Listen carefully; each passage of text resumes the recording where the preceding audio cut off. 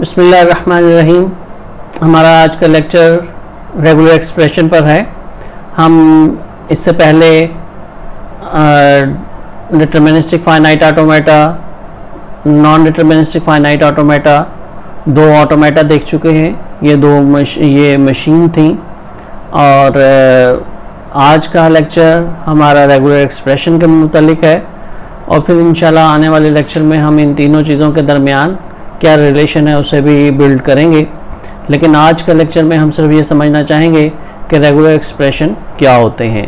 सो आइए देखते हैं जी। तो रेगुलर एक्सप्रेशन को समझने के लिए हम ज़रूरी है कि पहले इस बात को समझ लें कि हमारे पास लैंग्वेजेस को या जो फॉर्मल लैंग्वेज थी जिनको हम यहाँ पर एब्स्ट्रैक्ट लैंग्वेज भी कह रहे हैं। एब्स्ट्रैक्ट लैंग्वेज आप वो डिस्कशन जो लैंग्वेज के बारे में पहले लेक्चर में हुई थी उसे जहन में रखिए।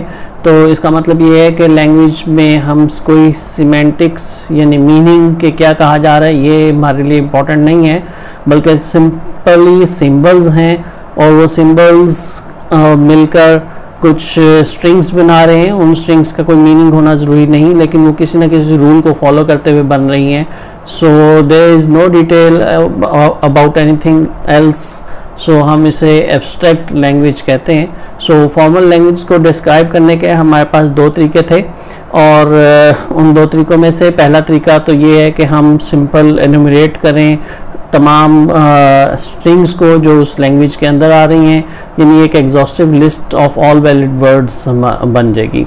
सो अगर हमारे पास अल्फ़ाबेट में सिर्फ एक सिंबल x है तो और लेट्स से कोई लैंग्वेज हम लिखना चाहते हैं L1, तो ये एक लैंग्वेज लिखी हुई है और इसमें तमाम स्ट्रिंग्स जो इस लैंग्वेज के लिए पॉसिबल हैं वो हमने एनुमरेट की हुई हैं और आई थिंक आप देखें तो तमाम लेंथ की स्ट्रिंग्स इसमें मौजूद हैं। 1 से लेके ऑनवर्ड किसी भी लेंथ की स्ट्रिंग जो है जो ओवर अल्फ़ाबेट x है वो इस लैंग्वेज का हिस्सा है। इसी तरह से इसी अल्फ़ाबेट के ऊपर एक और लैंग्वेज मसलन अगर आप देखें तो ये सिंपली हमने लैंग्वेज को यहाँ पर एनुमरेट कर दिया है, तमाम स्ट्रिंग्स को हमने यहाँ पर लिखा हुआ है। सो ये भी हमारे पास एक लैंग्वेज है और इसमें अगर देखें तो और लेंथ की तमाम स्ट्रिंग्स हैं, लेकिन जो मैं डिस्क्रिप्शन दे रहा हूँ ये इस एग्जॉस्टिव लिस्ट के अलावा है। मतलब कि हमें लैंग्वेज को डिस्क्राइब करने के लिए सिर्फ लिस्ट लिखना ही हमारे लिए काफ़ी है कि हम सिर्फ लिस्ट में तमाम वैलिड वर्ड्स जो हैं यानी एक सेट लैंग्वेज का लिख दें जिसमें तमाम वैलिड वर्ड्स जो हैं वो एनुमरेट कर दें। ये तरीका बहरहाल आप समझ सकते हैं कि बहुत चैलेंजिंग भी हो सकता है, मुश्किल भी हो सकता है। फॉर एग्ज़ाम्पल अगर मेरे पास कोई तीसरी लैंग्वेज है और उस लैंग्वेज में मैं लेट्स से क्लेम करता हूँ ओवर अल्फ़ाबेट x ही पहले एक x है, फिर उसके बाद मेरे पास हो सकता है लेट्स से मैं कह रहा हूँ कि ये है ट्रिपल x है, फिर उसके बाद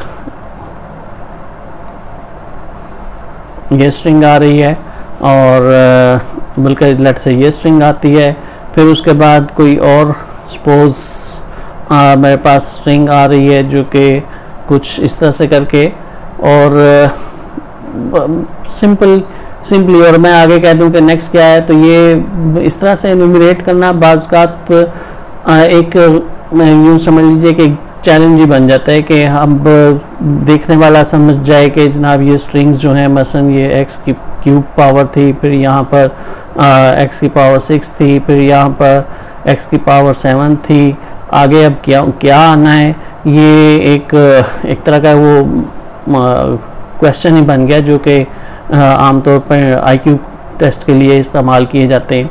सो इस तरह से एनुमरेट करना हमेशा आसान नहीं होता, समझने वाले के लिए बाज़-औक़ात मुश्किल हो जाता है कि वो समझे कि नेक्स्ट आगे क्या लैंग्वेज आ रही है।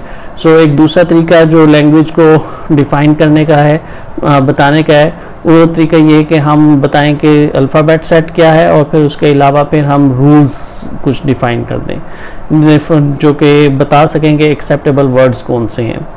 सो यहाँ दो एग्जांपल मसल मैंने इन्हीं से रिलेटेड लिखी कि for example over alphabet x muscle language any non empty string of alphabet character. यही जो आपके पास L1 लैंग्वेज लिखी नज़र आ रही है इसी को ये उसकी डिस्क्रिप्शन है और इस तरह से लिखने से आसानी से समझ सकते हैं। नॉन एम्प्टी स्ट्रिंग कहने का मतलब ये है कि इसमें नल स्ट्रिंग इंक्लूड नहीं है, और फिर उसके बाद कोई भी स्ट्रिंग जो ली जाएगी ओवर अल्फ़ाबेट एक्स वो इस लैंग्वेज में है, और हम देख सकते हैं कि कोई भी लेंथ की स्ट्रिंग जो है वो इस लैंग्वेज में समझी जा सकती है L1 में। इसी तरह से अब हमारे पास दूसरी जो यहाँ पर L2 लैंग्वेज थी उसके लिए all strings of odd length over alphabet sigma जो हमारे पास हैं। तो इस तरह से हम रूल डिफाइन कर देते हैं जिससे पता लग सकता है कि लैंग्वेज क्या है। लेकिन रूल डिफाइन करने के फिर हमारे पास दो तरीके हैं, यानी हम उनमें से कोई एक तरीका इस्तेमाल करते हैं अक्सर रूल डिफाइन करने के लिए।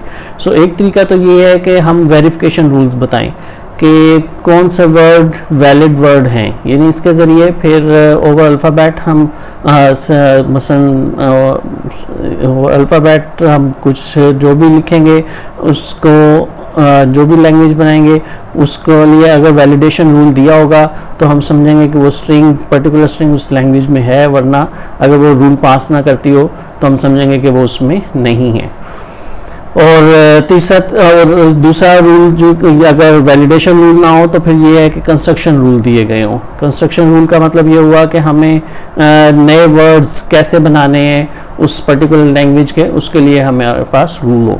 तो आज जो हमारी रेगुलर एक्सप्रेशन से मुतालिक डिस्कशन शुरू करने लगे हैं हम, वो इस कैटेगरी में फॉल करती है, यानी हम लैंग्वेज को डिफाइन करेंगे और उसके लिए कंस्ट्रक्शन रूल दे दिया करेंगे। सो रेगुलर एक्सप्रेशन बेसिकली हम कहा करते हैं कि लैंग्वेज डिफाइनिंग सिंबल्स हैं, यानी इसके ज़रिए हम कुछ कंस्ट्रक्शन लैंग्वेज कंस्ट्रक्ट करने के रूल दिया करेंगे। डेफिनेशन कुछ देर बाद देखते हैं एग्जैक्टली कि रेगुलर एक्सप्रेशंस को किस तरह डिफाइन किया जाता है, लेकिन उससे पहले हम थोड़े बहुत कुछ लवाजमात इकट्ठे कर लें जिनकी मदद से हम वो डेफिनेशन फाइनली बना सकेंगे। तो कुछ छोटी छोटी चीज़ें पहले हम डिस्क्राइब कर लेते हैं। फॉर एग्ज़ाम्पल, अगर एक एक्सप्रेशन एक्स स्टार, ये एक्स क्लीन स्टार है, इस एक्स क्लीन स्टार का क्या मतलब होगा हम जरा इसको पहले देख लेते हैं। मैं ये कहना चाह रहा हूँ कि हमारे पास ये एक एक्सप्रेशन है, रेगुलर एक्सप्रेशन है। एक्स स्टार लिखने का मतलब ये है कि हमारे पास बेसिकली ये सीक्वेंस ऑफ एक्सेस हैं। एक्स स्टार रिप्रेजेंट कर रहा है सीक्वेंस ऑफ एक्स को। अब वो सीक्वेंस की लेंथ क्या हो सकती है, ये आर्बिट्रेरी है। हो सकता है कि एक भी एक्स ना हो उसमें, यानी एक्स स्टार अगर लिखा गया है तो उससे मुराद हम एम्प्टी स्ट्रिंग भी ले सकते हैं। चॉइस है, ये बेसिकली हमारे पास चॉइस है कि हम क्या लेना चाहते हैं। इससे मुराद एक्स स्क्वायर भी हो सकता है, यानी इससे मतलब हमारे पास दो एक्सेस भी हो सकते हैं। इसी तरह से इससे मुराद एक्स क्यूब भी हो सकता है, यानी string of 3 X's and so on. X star का मतलब आर्बिट्रेरी लेंथ की कोई भी स्ट्रिंग हो सकती है हमारे पास, यानी इसका हमारे पास एक्स एन है और एन से मुराद इस वक्त कुछ भी हो सकता है। सो ये अगर एक फॉर एग्जांपल मेरे पास एक अल्फ़ाबेट सेट है जिसमें सिर्फ मेरे पास एक्स है, तो मैं इसके अगेंस्ट एक अगर रेगुलर एक्सप्रेशन एक्स स्टार लिखता हूँ तो इसका मतलब ये एक्स बेसिकली ये रेगुलर एक्सप्रेशन है। अब ये हमने सिंबल ये वाला लिया है, लेकिन इट डजेंट मीन कि ये अब अल्फ़ाबेट है, बल्कि हमने ये एक्सप्रेशन लिखा है और उसके ऊपर स्टार लिखा है, जिसका मतलब ये हम कहना चाह रहे हैं जो अभी हमने यहाँ पर सारा डिफाइन किया कि इसका मतलब एक आर्बिट्रेरी लेंथ की स्ट्रिंग है एक्स की। तो इससे यानी अब आप यूँ समझ सकते हैं कि अगर मेरे पास पहले जो अभी आपने L1 लैंग्वेज देखी थी, अगर मैंने उसके लिए अब एक रेगुलर एक्सप्रेशन लिखना है तो उसका रेगुलर एक्सप्रेशन लिखने का तरीका मेरे पास ये है, एक्स स्टार मैं लिख दूँ। एक्स स्टार ज़रूरी इसलिए है कि सिंपल अकेला एक्स स्टार लिखा जाता तो इसका मतलब एम्प्टी स्ट्रिंग भी था, जबकि आप देख रहे हैं कि यहाँ पर नॉन एम्प्टी स्ट्रिंग से स्टार्ट हो रहा है, तो हमने इसलिए एक एक्स पहले लिख लिया साथ। अब अगर हम इस एक्स स्टार की वैल्यू एम्प्टी स्ट्रिंग लेंगे, आर्बिट्रेरी वैल्यू ले सकते हैं, तो इसका मतलब ये बेसिकली हमने एक्स प्रोड्यूस कर लिया। अब ये फंक्शन जो हमने यहाँ लिखा हुआ है लैंग्वेज के नाम से, इस फंक्शन का काम है कि इस तरह से स्ट्रिंग प्रोड्यूस करते चले जाना। तो ये एक फंक्शन समझ लीजिए, लैंग्वेज एक फंक्शन है जो इस रेगुलर एक्सप्रेशन से मुख्तलिफ पॉसिबल स्ट्रिंग्स जो हैं वो जनरेट करता है। लेट्स से हमने एक्स के साथ सबसे पहले एक्स स्टार की जो पॉसिबल वैल्यू थी लैम्डा वो यानी एम्प्टी स्ट्रिंग वो लिखी, तो इससे हमारे पास एक्स आया। और फिर उसके बाद अगर x के साथ हम इसकी next possible value x star की x जो आती है वो लिखें तो इट्स मीन कि हमारे पास डबल x आ गए। इसी तरह से x के साथ अगर हम इसकी नेक्स्ट पॉसिबल वैल्यू यानी x स्टार की ये पॉसिबल वैल्यूज़, ये जो मैं यहाँ पर लिख रहा हूँ ये वाली वैल्यूज़, ये सारी x स्टार की जगह पॉसिबल वैल्यूज़ हैं, तो ये बेसिकली ट्रिपल x मेरे पास आ जाता है। और इसी तरह से आप समझ सकते हैं कि मैं जिस लेंथ की चाहूँ यहाँ स्ट्रिंग बना सकता हूँ, और ये तमाम स्ट्रिंग्स मिल के जो लैंग्वेज प्रोड्यूस हो रही है वो ये लैंग्वेज L1 प्रोड्यूस हो रही है। तो हमने यहाँ पर एक x स्टार को एक रेगुलर एक्सप्रेशन के तौर पर देखा है, यानी हमारे पास जो सिंबल मौजूद था, अब अल्फ़ाबेट में उस सिंबल को हमने एज एक्सप्रेशन यूज़ किया और उसके साथ हमने क्लीन स्टार ऑपरेटर, इसको क्लीन स्टार ऑपरेटर भी बोलते हैं, कि हमने क्लीन स्टार ऑपरेटर को देखा कि क्लीन स्टार ऑपरेटर एक एज रेगुलर एक्सप्रेशन में किस तरह से रोल प्ले करता है। मज़ीद कुछ एग्जांपल्स भी देखते हैं। फॉर एग्जांपल मेरे पास ये एक लैंग्वेज है, इस लैंग्वेज में अगर आप गौर करें तो ये लैंग्वेज बेसिकली कह रही है कि पहला लेटर फर्स्ट लेटर A, यानी हमारे पास एग्जैक्टली 1A स्टार्ट में होगा, एग्जैक्टली 1A हमारे पास स्टार्ट में होगा, फॉलोड बाय सम B's, और ये B में भी 0 हो सकता है कि कोई B ना हो, मे बी नल, यानी हमारे पास कोई B भी ना हो। तो ये हमारे पास एक लैंग्वेज है ओवर अल्फ़ाबेट AB। और अगर मैं इसके लिए अब रेगुलर एक्सप्रेशन लिखना चाहूँ तो आप समझ सकते हैं आसानी से। रेगुलर एक्सप्रेशन यानी एक जो कि लैंग्वेज फंक्शन हम लेंगे और रेगुलर एक्सप्रेशन इसके अंदर लिख लेते हैं कि क्या रेगुलर एक्सप्रेशन होगा। आप देख रहे हैं कि A जो है इसमें हमारे पास लाजमी है हर स्ट्रिंग में, लिहाजा A तो हम यहाँ पर लिखेंगे लाजमी, और B जो है वो आर्बिट्रेरी है, हो सकता है B कोई भी ना हो, फिर B एक भी हो सकता है, 2 भी, 3 भी, कुछ भी हो सकते हैं। सो इसका मतलब एक बहुत सिंपल सा हमारे पास रेगुलर एक्सप्रेशन AB स्टार इसके लिए बन गया। सो ये बेसिकली रेगुलर एक्सप्रेशन है जो हमने इसके लिए लिखा है। ओवर अल्फ़ाबेट हमें मालूम है कि ये ओवर अल्फ़ाबेट AB हमने एग्जांपल की है। सो इस तरह से आपने एक दफ़ा फिर यहाँ पर देखा, दो चीज़ें आपके सामने वाज़ेह हुई, एक तो कि क्लीन स्टार ऑपरेटर कैसे होगा, दूसरा ये दो, अब यहाँ पर ये एक इस जगह जो लिखा है ये एज ए सिंपल सिंबल नहीं है बल्कि रेगुलर एक्सप्रेशन है। बुक्स के अंदर ख़ास तौर पर अगर अल्फ़ाबेट लिखे हुए हैं तो वो मसलन ये सिंपल स्मॉल लेटर में लिखे हुए हैं, और जब रेगुलर एक्सप्रेशन लिख रहे होते हैं तो वो उसको बोल्ड कर देते हैं कि जनाब, ताकि ये डिफ्रेंशिएट हो सके कि ये हमारे पास बेसिकली एक रेगुलर एक्सप्रेशन है, ना कि हमने अल्फ़ाबेट सिंपल लिया है। तो ये AB स्टार हमारे पास एक लैंग्वेज बन गई। इसी तरह से मज़ीद अगर हम देखें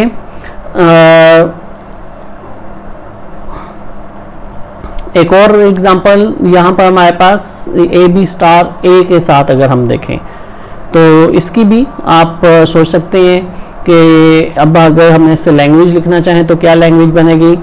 B स्टार कहने का मतलब ये है कि हो सकता है हमारे पास B जो है उससे यानी ये मैं लैंग्वेज लिख रहा हूँ तो सबसे पहले हो सकता है A B स्टार एक भी ना हो, फिर एक दफ़ा B अगर प्रोड्यूस हो जाए, फिर इसी तरह से अगर 2 B's प्रोड्यूस हो जाए और सो ऑन, ये लैंग्वेज है जो कि इससे प्रोड्यूस हो रही है। सो ये एक्सप्रेशन था, एक्सप्रेशन से कैसे लैंग्वेज जनरेट करनी है वो मैंने आपके सामने लिखा, और ये हमने लैंग्वेज से किस तरह से, ये अगर लैंग्वेज गिवन है तो उससे किस तरह से एक्सप्रेशन जनरेट किया जाता है, रेगुलर एक्सप्रेशन, तो उसकी एग्जांपल आपके सामने थी। और इस पूरे इस स्लाइड में हमने B स्टार, हमने यानी क्लीन स्टार एक ऑपरेटर जो है वो किस तरह से रेगुलर एक्सप्रेशन में इस्तेमाल होता है उसके बारे में देखा। जी, ये वो लैंग्वेज है जो इससे जनरेट होती है।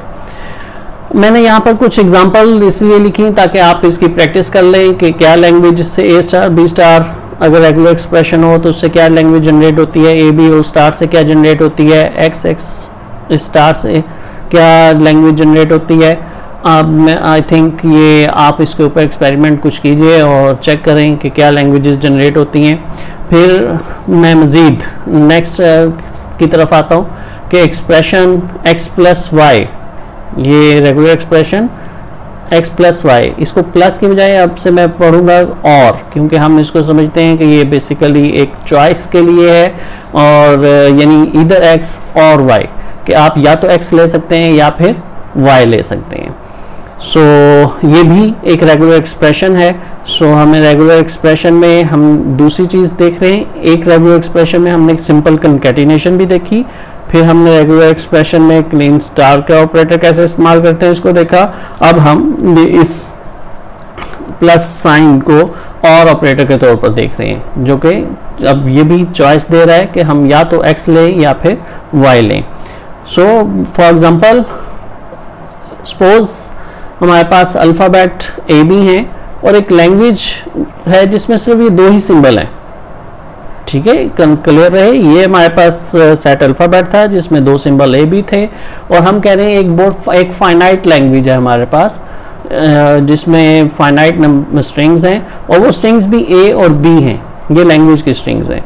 तो अब इसके लिए हमारे पास एक सिंपल रेगुलर एक्सप्रेशन क्या होगा, तो ये रेगुलर एक्सप्रेशन भी यहाँ पर नीचे लिखा हुआ है। ये रेगुलर एक्सप्रेशन कह रहा है कि या तो आप प्रोड्यूस कर सकते हैं स्ट्रिंग ए या प्रोड्यूस कर सकते हैं आप स्ट्रिंग बी, और ये तमाम स्ट्रिंग्स जो प्रोड्यूस हो रही हैं, ये लैंग्वेज का फंक्शन हमें वो तमाम स्ट्रिंग्स दे देगा, और हम इन्हें इकट्ठा करके अगर एक लिख लेंगे तो ये हमारे पास वो लैंग्वेज बन जाएगी जो कि इस रेगुलर एक्सप्रेशन से जनरेट हो रही है। एक और एग्जांपल भी देखते हैं। फॉर एग्जांपल हमारे पास अल्फ़ाबेट ए बी सी हैं, अल्फ़ाबेट में सिंबल्स ए बी सी हैं, और हमारे पास जो लैंग्वेज जनरेट हो रही है वो यहाँ पर कुछ लिखी हुई है, चॉइस नज़र आ रही है, या ए हो या बी हो, यानी कहीं पर भी ये नहीं है कि ए और सी दोनों हो। तो इसका मतलब ये हुआ कि हमारे पास एक चॉइस है यहाँ पर ए और सी के दरमियान में। और फिर उसके बाद बी की जहाँ तक बात है, वो ए के साथ भी लग सकता है, वो बी के सी के साथ भी लग सकता है, और बी एक हो सकता है कोई भी ना हो सकता है एक जायद हो, तो बी के साथ हम स्टार लगा लेते हैं। सो ये अगर आप एग्जांपल देखें तो ये तीनों चीज़ें इसमें इकट्ठी हैं, क्लीन स्टार भी है, कंकैटिनेशन भी है, और उसके अलावा ये और का सिंबल भी यूज़ हो रहा है। इससे लैंग्वेज कैसे जनरेट होती है, अब इनमें से दोनों में से कोई एक चीज़ ली जाएगी, ए और सी में से। मसलन हम पहले ए ले लेते हैं और लेट से बी स्टार की जगह एम्प्टी स्ट्रिंग ले लेते हैं, तो इसका मतलब ये हुआ कि हमारे पास जो स्ट्रिंग जनरेट हुई वो ए जनरेट हुई। और क्यों हम इस सारे को फंक्शन लैंग्वेज के में से पास करते हैं, यानी हम देखना चाहते हैं कि लैंग्वेज क्या जनरेट हो रही है। तो फिर उसके बाद नेक्स्ट ए और सी में से हमारे पास लेट्स से हम सी ले लेते हैं, एम्प्टी स्ट्रिंग लेते हैं, तो हमारे पास सी सिंपल जनरेट हो जाता है। इसी तरह अब हम ए और सी में से अगर लेट से सिंपल ए ले लेते हैं, और इन दोनों में से एक ही लेना था, इसमें पहले हमने एम्प्टी स्ट्रिंग ले चुके, अब एक बी ले लेते हैं, तो लैंग्वेज हमारे पास स्ट्रिंग जो जनरेट हो गई वो ए बी है। इसी तरह सी लें और बी लें तो स्ट्रिंग जो जनरेट हो गई वो ये है। फिर इसी तरह से ए लें, बी स्क्वायर ले लें, तो स्ट्रिंग जो जनरेट हो गई ए बी बी। इसी तरह से ए सी स्क्वायर ले लें, सॉरी बी स्क्वायर ले,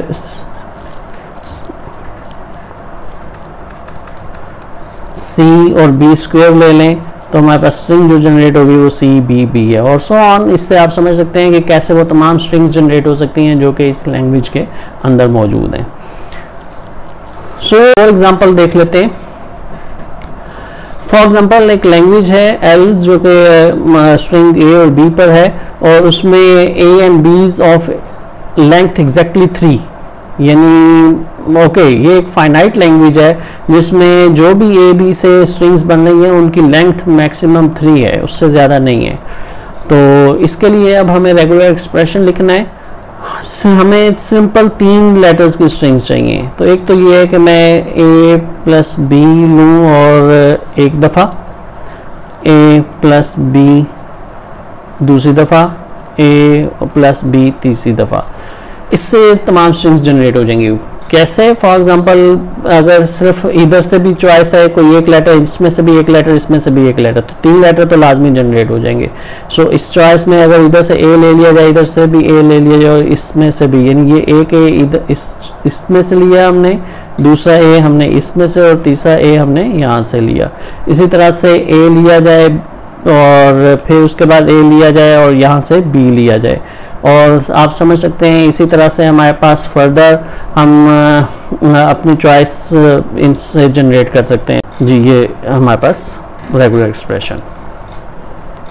अब यहाँ पर प्रैक्टिस के लिए मैंने कुछ क्वेश्चन दिए हैं, लेकिन ये एक इम्पॉर्टेंट चीज़ है, मेरा ख्याल है मैं इसको ज़रूर डिस्कस करूँगा कि इससे क्या लैंग्वेज जनरेट होती है। ये लैंग्वेज अगर हम गौर करें तो इसमें चॉइस भी है और स्टार ऑपरेटर भी है।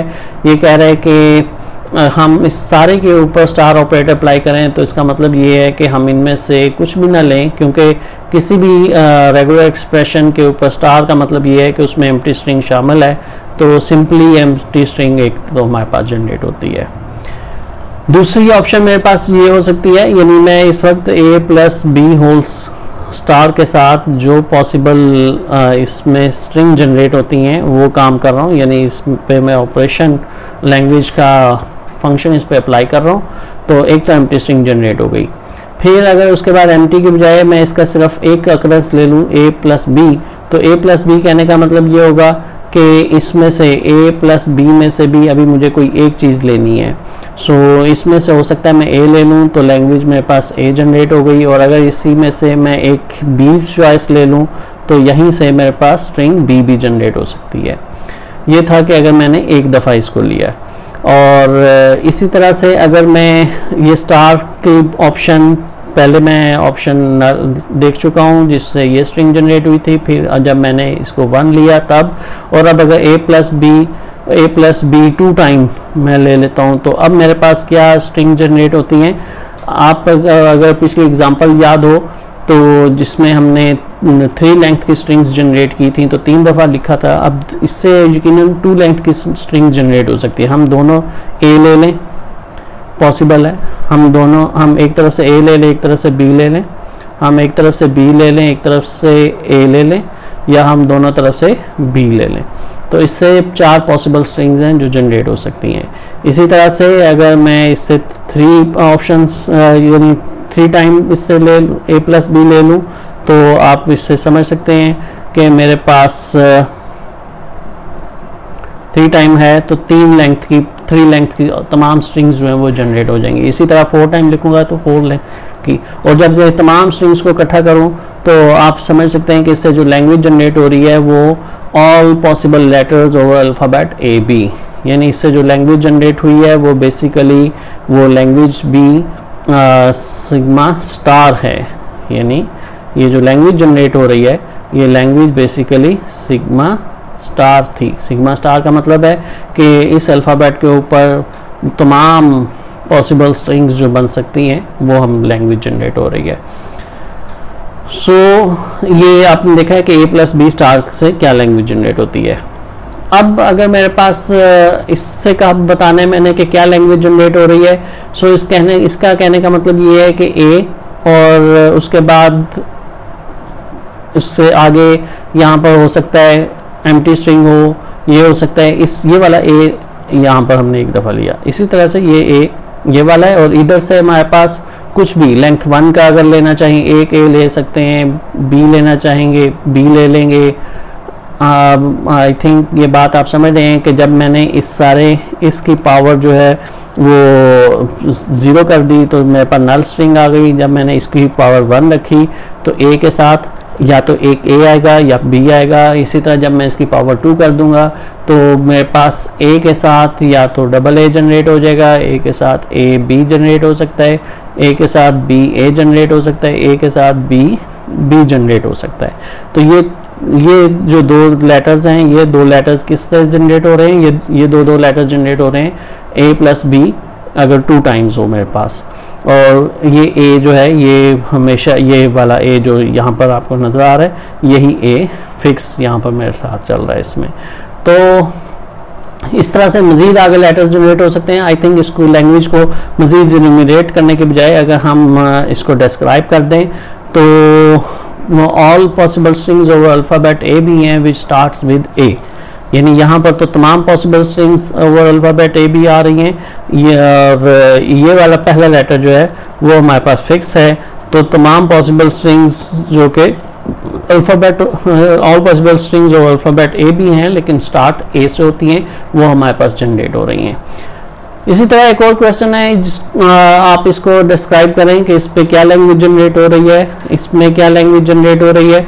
और अब मैंने यहाँ पर एग्जांपल्स थोड़ी इधर से चेंज की हैं, अब मैंने लैंग्वेज बता रहा हूँ और मैं चाहता हूँ कि आप इनके रेगुलर एक्सप्रेशन लिखें। तो इसकी भी एक एग्जांपल मैं कर दूंगा, बाकी आप फिर इस पर देखिएगा। सो हम रेगुलर एक्सप्रेशन लिखना चाहते हैं, language with exactly 2 A's over alphabet A B.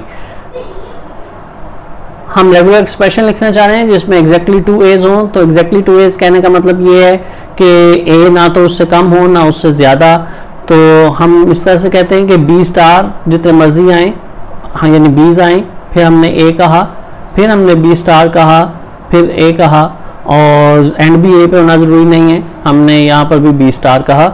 सो इसका मतलब ये है कि अब हमने इसमें कहा कि फॉर एग्जांपल 2 A's आएंगे, वो एक्सेप्टेबल हो जाएंगे। अगर बी ए इतना आएगा तो भी एक्सेप्टेबल हो जाएगा। अगर आप ये बी ना लिखते पहले वाला, ये वाला बी, तो फिर शायद ये स्ट्रिंग एक्सेप्ट ना होती, जबकि इसे होना चाहिए था।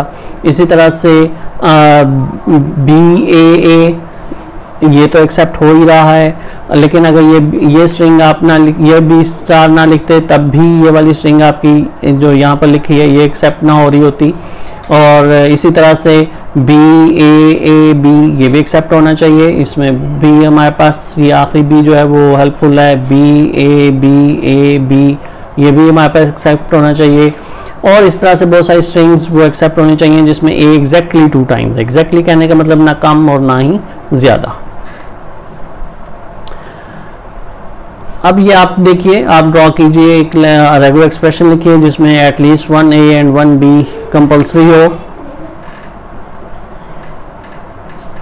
तो ये भी आपके लिए है कि आप इसको प्रैक्टिस कीजिए।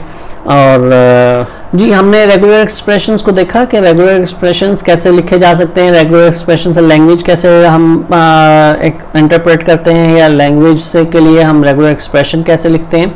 अब एक और चीज़ हम यहाँ पर डिस्कस करते हुए चलते हैं। पॉसिबल है कि एक ही लैंग्वेज के लिए एक से ज़्यादा रेगुलर एक्सप्रेशन लिखे जा सकते हों, यानी जैसे अगर आप यहाँ पर आपके सामने मैंने एक रेगुलर एक्सप्रेशन लिखा है, तो इसमें आप देखें तो इसमें एटलीस्ट 2 A's के लिए है ये, यानी पीछे अभी एक एग्जांपल हमने एग्जैक्टली 2 A's के लिए कही थी, लेकिन यहाँ पर इधर से भी ए आ सकते हैं, यहाँ से भी आ सकते हैं, तो ए 2 से ज़्यादा हो सकते हैं। लेकिन अगर इन सब की जगह पर मेरे पास ये जितने क्लीन स्टार वाले यहाँ पर हैं, इन सब की जगह पर अगर मेरे पास एम्प्टी स्ट्रिंग आ जाए तो भी कम से कम ये वाले 2 A's जो हैं ये तो लाजमी होंगे और मेरे पास ये स्ट्रिंग तो लाजमी बनेगी। तो एग्जैक्टली एटलीस्ट 2 A's तो होंगे। उसके बाद उससे ज़ायद जितने मर्जी A's या B's जहाँ जो मर्जी आते रहें, तो all strings over alphabet A be having at least 2 A's। Okay, तो इसको लिखने का एक और तरीका भी हो सकता है हमारे पास। अगर आप इस रेगुलर एक्सप्रेशन के ऊपर गौर करें तो कोई ऐसा रेगुलर एक्सप्रेशन जो कि आपने कोई लैंग्वेज स्ट्रिंग जो कि आप इसके लिए लिख रहे थे वो इससे भी जनरेट की जा सकती है। यानी मेरे पास अगर ये लैंग्वेज कहती है कि कोई बीज आते हैं तो मैं इधर से डील कर लूँ, और अगर मेरे पास कम से कम एक ए होना ज़रूरी है। आप कोई स्ट्रिंग लिख के देख लीजिए, बी ए बी, सो उसको मैं आराम से सेट कर सकता हूँ। इस पहले ए के आने से पहले जितने बीज हैं वो मैं इस बी से टैकल कर लूँगा। उसके बाद जो भी ए आएगा वो मेरा इस ए के अगेंस्ट कंसिडर हो जाएगा। और फिर अगर लेट्स से अभी यहाँ पर बी मेरे पास यहाँ पर नहीं आया तो ठीक है, मैं इस बी को समझ लेता हूँ कि ये बी मेरे पास बेसिकली एम्प्टी स्ट्रिंग इसकी है यहाँ पर, और फिर इस ए से मैं दूसरा सेकंड ए जो भी मेरे पास स्ट्रिंग में आएगा वो मैं इस ए से समझ लूँगा, और उसके बाद जितनी स्ट्रिंग बचेगी वो ऑल पॉसिबल स्ट्रिंग्स इससे जनरेट की जा सकती हैं। सो आप आई थिंक आपको कन्विंस होना चाहिए इस पे ऊपर कि मैं इससे भी तमाम वो स्ट्रिंग्स जनरेट कर सकता हूँ जिनमें एटलीस्ट 2 A's हों। पहला ए इससे इन्फोर्स कर लूँगा मैं, और दूसरा ए मैं इससे इन्फोर्स कर लूँगा, और उसके बाद बाकी जो भी स्ट्रिंग बचेगी वो a plus B whole's Kleene star से मैं समझ लूँगा। सो कहने का मतलब ये हुआ कि मैं कह सकता हूँ कि ये दोनों एक्सप्रेशन इक्वल हैं, लेकिन आप वेरी क्लियर रहे इस बात पे कि इस इक्वालिटी का मतलब अलजेब्रिकली इन दो एक्सप्रेशंस का इक्वल नहीं होना। इसका मतलब ये है कि जो स्ट्रिंग्स या जो लैंग्वेज यहाँ से जनरेट की जा सकती है वही लैंग्वेज इस रेगुलर एक्सप्रेशन से भी जनरेट की जा सकती है। सो इन दोनों रेगुलर एक्सप्रेशन से सेम लैंग्वेज जनरेट हो रही है। So two regular expressions are equivalent if they describe the same language. अब हमने तमाम चीज़ें इकट्ठी कर ली जिनकी बेस पर हम रेगुलर एक्सप्रेशन को डिफाइन कर सकते हैं। आई थिंक अब हम रेगुलर एक्सप्रेशन को फौरी तौर पर डिफाइन करते हैं ताकि हम अपने इस लेक्चर के एंड की तरफ बढ़ें तेज़ी से। सो रेगुलर एक्सप्रेशन बेसिकली एक सेट है, regular expression set of regular expressions defined by the following rules. 3 चीज़ें इसमें होती हैं।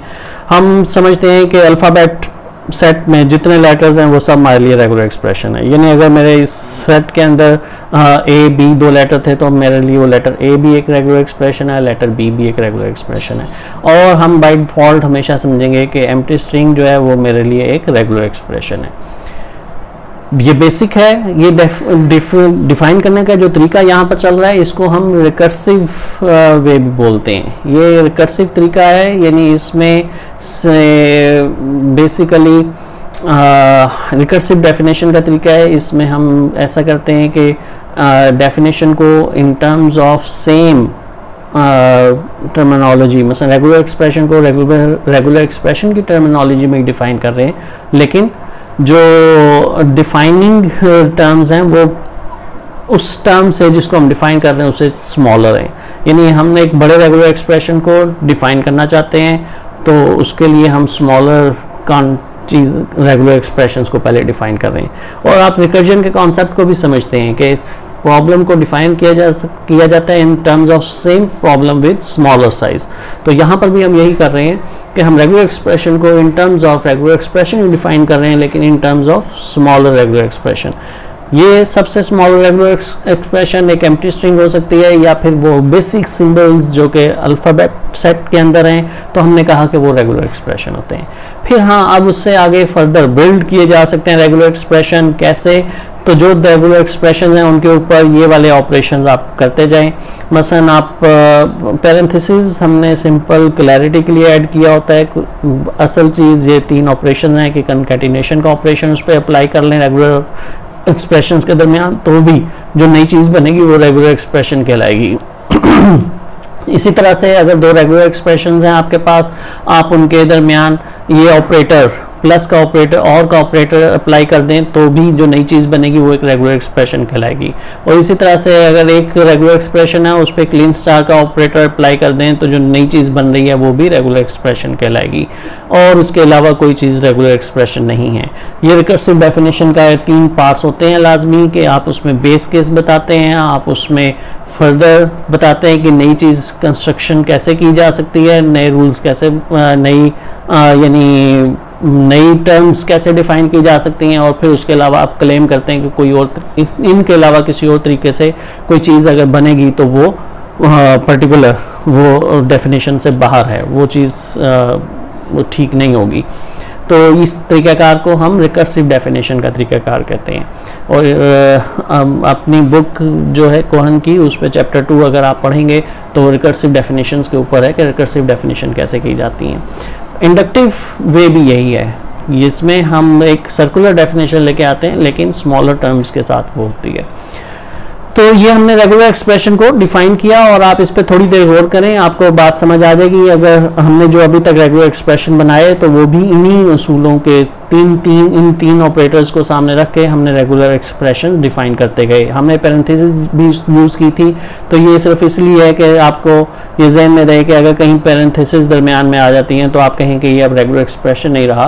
तो पैरेंथेसिस के दरमियान भी अगर एक टर्म लिखी गई है और पैरेंथेसिस लगा दी गई हैं तो भी वो रेगुलर एक्सप्रेशन ही है, बशर्ते के अंदर रेगुलर एक्सप्रेशन लिखा गया हो। अब इसके बाद हम एक काम और आखिर में जाते हुए करना चाहेंगे कि हमने देखा रेगुलर एक्सप्रेशंस किसी न किसी लैंग्वेज को डिफाइन कर रहे होते हैं, तो हर रेगुलर एक्सप्रेशन के साथ एक लैंग्वेज डिफाइन हो रही होती है। हम language associated with regular expressions हम इसको भी डिस्कस करना चाहते हैं ताकि एक बात कंप्लीट हो सके। और कैसे एक लैंग्वेज बिल्ड हो रही होती है, तो एक रेगुलर एक्सप्रेशन के साथ एक एसोसिएटेड लैंग्वेज उन्हीं 3 रूल्स के साथ साथ एक लैंग्वेज बनती जाएगी। मसलन अगर हमारे पास सिंगल लेटर है तो उससे 1 लेटर वर्ड हमारे पास लैंग्वेज का जनरेट हो जाएगा, यानी एक सिंगल लेटर पर हमारा रेगुलर एक्सप्रेशन है, regular expression is just a single letter, तो उसके ऊपर बेस करता हुआ हमारा 1 लेटर वर्ड लैंग्वेज का वर्ड जनरेट हो जाएगा। इस लिहाजा और सिंपलेस्ट हम ये, अगर हमारे पास एम्प्टी स्ट्रिंग जो है वो एक रेगुलर एक्सप्रेशन है, तो उससे जो लैंग्वेज जनरेट होती है वो ये वाली लैंग्वेज जनरेट होती है, जो कि 1 वर्ड लैंग्वेज है जिसमें सिर्फ एम्प्टी स्ट्रिंग है। इसी तरह अगर मेरे जो रेगुलर एक्सप्रेशन है उसमें फॉर एग्जांपल सिंबल ए है, तो एक लैंग्वेज उससे जनरेट हो सकती है जो कि 1 वर्ड लैंग्वेज है, और इसी तरह से बी है तो उससे 1 वर्ड लैंग्वेज भी जनरेट हो सकती है। और उसी तरह से नेक्स्ट स्टेप में हम रूल 2 के जरिए ये डिफाइन करेंगे कि अगर मेरे पास एक रेगुलर एक्सप्रेशन R1 है और उसके साथ एसोसिएटेड लैंग्वेज L1 है, और इसी तरह एक रेगुलर एक्सप्रेशन R2 है और उसके साथ एसोसिएटेड लैंग्वेज L2 है, तो फिर 3 जो हमने ऑपरेशन देखे, कंकैटिनेशन और यूनियन है, या आप कह लें कि चॉइस का जो ऑपरेटर था प्लस, और इसी कंकैटिनेशन, यूनियन और इसी तरह से क्लीन स्टार, तो उनके साथ साथ अगर उन दोनों रेगुलर एक्सप्रेशन के ऊपर आप प्लस का ऑपरेटर लगा दें तो उसके नतीजे में जो लैंग्वेज जनरेट होगी वो बेसिकली उन 2 L1 और L2 के यूनियन से जो लैंग्वेज जनरेट होती है वही लैंग्वेज बनेगी उसकी लैंग्वेज। यानी ये जो नई लैंग्वेज जनरेट हो रही है इन R1 R2 के अगेंस्ट, तो वो लैंग्वेज इनके यूनियन, जो लैंग्वेजेस के यूनियन से बनेगी वो सेम लैंग्वेज होगी।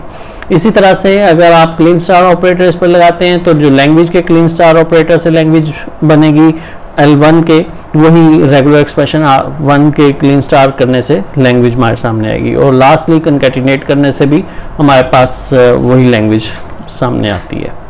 सो यहाँ पर नंबर 1 चीज़ जो मिसिंग है वो ये कि हमारे पास लैंग्वेज R1 R2 को कंकैटिनेट करें तो L1 L2 को कंकैटिनेट करने से लैंग्वेज बनती है, वही लैंग्वेज R1 और R2 को कंकैटिनेट करने से आएगी। तो अभी इस लेक्चर में हमने देखा कि रेगुलर एक्सप्रेशन क्या है और रेगुलर एक्सप्रेशन से लैंग्वेज कैसे जनरेट की जाती है, लैंग्वेज से रेगुलर एक्सप्रेशन कैसे जनरेट किए जाते हैं। फिर हमने ख़ास तौर पर ये भी देखा कि जैसे जैसे रेगुलर एक्सप्रेशन बिल्ड हो रहा होता है वैसे वैसे उसके साथ लैंग्वेज भी एक पैरेलल बिल्ड हो रही होती है। रेगुलर एक्सप्रेशन से जो लैंग्वेज बिल्ड होती है उन्हें रेगुलर लैंग्वेज कहा जाता है। रेगुलर लैंग्वेज फर्दर इनको कैसे डिफाइन करेंगे हम, रेगुलर लैंग्वेज क्या होती है, और उसके अलावा गुज़िश्ता लेक्चर्स में जो हमने डिटर्मिनिस्टिक फाइनाइट ऑटोमेटा देखा, नॉन डिटर्मिनिस्टिक फाइनाइट ऑटोमेटा देखा, और आज जो रेगुलर एक्सप्रेशन देखा, इन तीनों चीज़ों का आपस में क्या रिलेशन है, इसको हम ज़रा बिल्ट अप करेंगे अपने इंशाल्लाह नेक्स्ट लेक्चर में।